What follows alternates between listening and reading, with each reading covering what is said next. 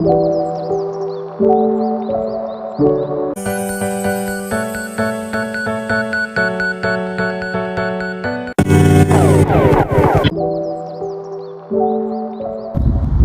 байна.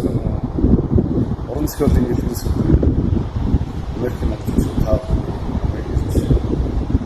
Америкийн тогтвортой Улаанбаатар сэдвийн маркаас мэдчилж байна.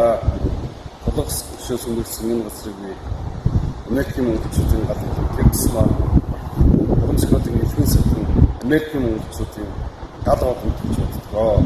Яагаад гэвэл эндээс бүгдж энэ сайхан толгой хөшөөний нэрээр нэрлэгдсэн толгой уруу гэсэн чуулга маань өмсөл 7 сарын 16, 17 оны өдрүүдэд Вашингтон хотын Сиэтл хотноо болох гэж байна.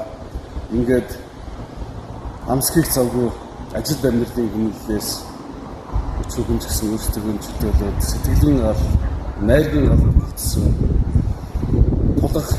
тулгандаа цуглаж хоёр өдөр бороо сайхан өнгөрүүлье гэж Америкийн орон зохиолын элгийн сатан монголчуудыг өрн залж байна. 7 сарын 16, 17 оны өдрүүдэд Сиэтл хотноо баяртайгаар уулзцгаая.